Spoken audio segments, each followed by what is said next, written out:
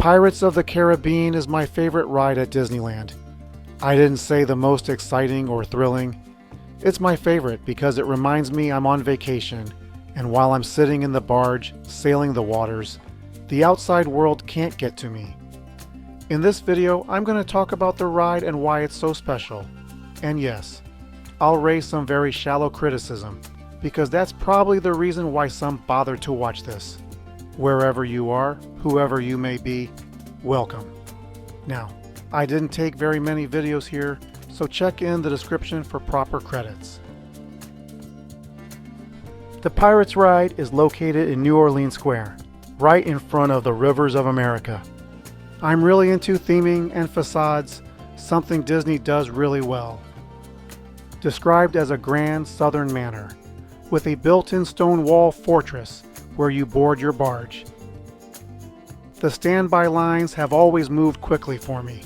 It has one of the more simplistic cues, being minimal yet not too boring. Instead of taking countless right angles, you'll climb a curved walkway around large trees. I'm likely the only one you'll hear say this, but I enjoy walking in and out of the dead end to the far left of the entrance. It's like a not well-known part of New Orleans Square, and we're taking the back alleys. Once you whip back and walk along the wall, you'll be presented with a choice. The line splits into two, and you'll need to quickly decide to step left or right. Take the advice, step right. For some reasons of human psychology, the right almost gets ignored. I felt almost guilty rushing ahead of the folks to my left, but we got to step right up to the front, shaving 5 to 10 minutes of wait time every time. There is something about the music and the smell in the air that is really immersive. So much, I bought the candle. When the barge sets sail, it feels like vacation. It's a feeling of surreal peace that uses lighting, sound, and practical effects.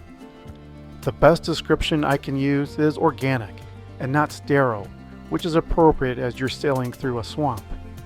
The Blue Bayou restaurant is over to the right, and it's a fantastic example of a crossover perspective. It gives an illusion you're looking into another place or time. I definitely recommend going to the Blue Bayou at least once, if it's in your budget. Back to the ride. Disneyland has the longest Pirates of the Caribbean experience of any Disney park, coming in at 15.5 minutes. It can afford to take time telling its story. It starts slowly with a tour through what housing was like in the bayou in the mid-19th century, given what the old man is playing on his banjo. I do think there's credence that this is a story told backwards, but that's another video. You will be taking up before plunging into darkness, transitioning into the underworld. It's not hell, in my opinion, but fragmented images of different scenes stitched together. It's a collection of memories and experiences, but whose, I wonder? The barge makes a second plunge, and we're treated to several different set pieces known as Dead Man's Cove. Now, I'm not going to go into every diorama, but each set represents a snapshot of time that each pirate is stuck in forever. You can imagine this is where they died, or this is their afterlife they can never escape. There is a little reference that the pirates are the Walking Dead, as explained in the first movie. The ride then opens to its most grand spectacle, where Captain Barbossa lays siege on a fortress looking for Captain Jack Sparrow. It's made to look like you're in the middle of a large space, larger than it actually is. It's a great use of contrast between the tight spaces that came before it. It's followed by sequential scenes of the aftermath of pillaging a village. There's depictions of imprisonment, torture, and the forfeiture of assets. Throughout the sets, you'll catch Jack Sparrow here and there, trying to evade being spotted. The village descends into chaos before the pirates get drunk on their own loot. There's the famous scene of prisoners trying to coax a dog and giving up the key. Before the end of the ride, Jack Sparrow, maybe at the end of his pirate career, makes a final speech comfortably surrounded by his riches. The barge will take you up and out of the underworld. You're back into the 17th century, or perhaps the 19th century New Orleans. If the French Quarter had gone ahead with their plans with canals, like on Canal Street, I'd imagine it would look like this. Even when the ride is over, it's not over. There's a small duration of winding down time before you're returned to the dock and exit to the right. Even the exit tunnel preserves the facade of New Orleans Square, which is really a great touch. Why do I love it so much? I've always loved dark rides. My first Pirates of the Caribbean experience was in Florida. I remember how fascinating the animatronics were. So much better than what you'd find in Six Flags. Its music, the lighting, the detail. It was the last attraction Walt Disney participated in designing. It's focused on telling a story and not selling an IP. All this love or obsession in storytelling shows. Even with all the changes, upgrades, downgrades, it hasn't lost its magic. Okay, what shallow criticism do I have?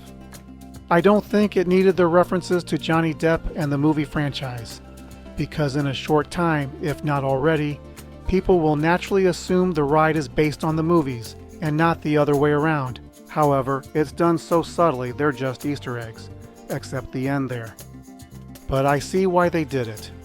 The movie is fun, and it is an easy way to promote intellectual property. I just don't need synergy in my dark ride. The best time to ride is during the Fantasmic show.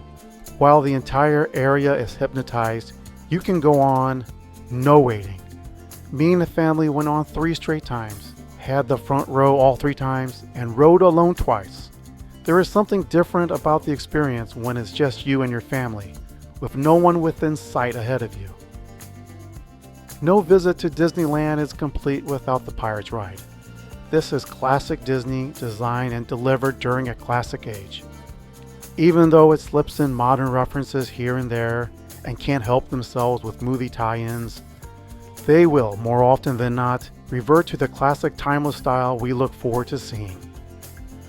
Let me know in the comments below, what did you like best about the ride? And is there another you'd like to hear me opine about?